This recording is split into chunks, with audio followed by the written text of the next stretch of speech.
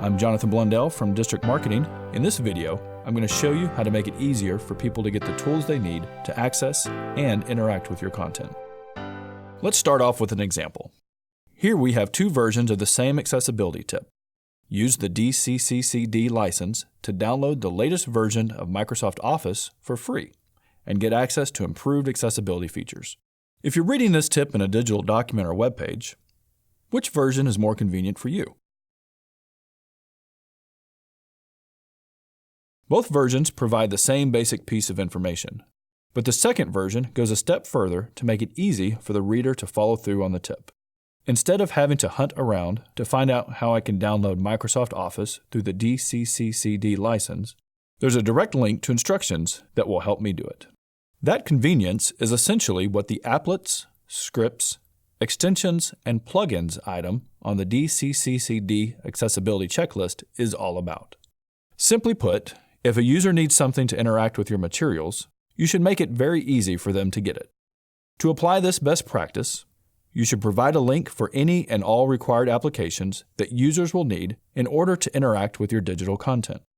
For example, that might include Adobe Acrobat, QuickTime, or Internet browser extensions. In many cases, it's best to provide these links at the same time you provide the content. Doing that is going to save time and energy for everyone, since no one is going to go hunting for the technology pieces they need to access your materials. Providing links just in time might especially help students, who can be overwhelmed by a syllabus that features a long list of downloads they don't yet have context for. To expand on these recommendations, let's explore a few more examples and define applets, scripts, extensions, and plugins. An applet is a small application that performs one or more simple functions on a web page. For example, the QuickTime Movie Player is an applet that can play embedded or streamed animations, audio, and video files. In order to function, applets require each user to install a small program on their device. Because users might be understandably wary about installing unknown programs, it's important for you to explain what each required applet will do and why it's required. Here's an example of an assignment description in an eCampus course. Instead of leaving students to figure out for themselves where and how to download the required applet, the assignment provides a descriptive link that goes directly to the download page. The text also concisely explains what this applet will do and why it's required in the context of the assignment. That information should help minimize confusion and allow students to focus on coursework rather than technical details. A script, or web script, is a computer programming language that allows users to interact with a website in a more dynamic way than just reading text on a page.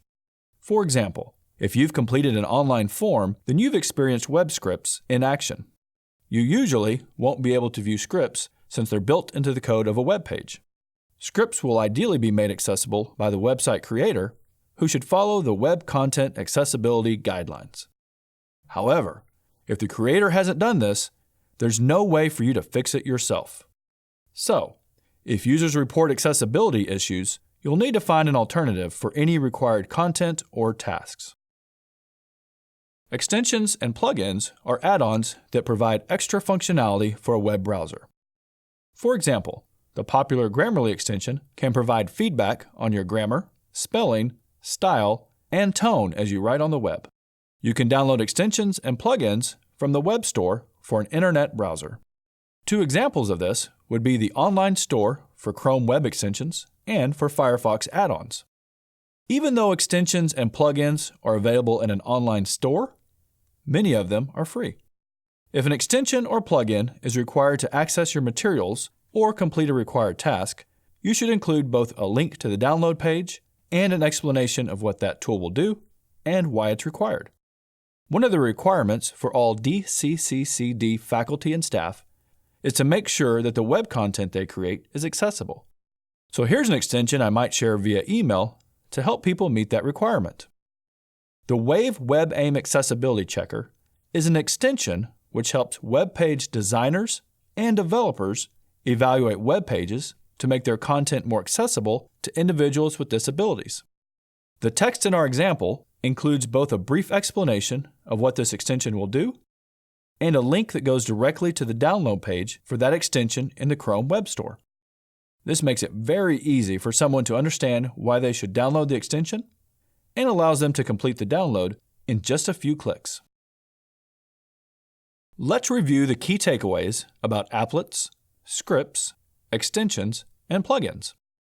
First, you should provide a link to access or download any applications that someone will need to interact with your materials or accomplish required tasks.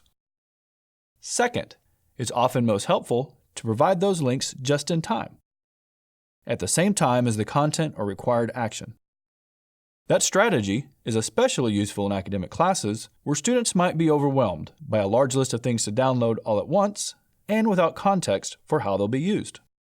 Finally, you should provide context for each link by explaining what the tool is and why the user will need it. Remember, the goal is to give all users easy access to the tools they need and a clear understanding of why they need them.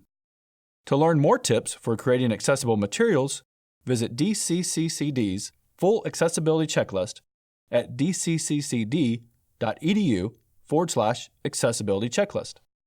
The checklist includes applets, scripts, extensions, and plugins, but it also covers 9 other best practices that will help make your materials accessible to people with disabilities and more effective for everyone.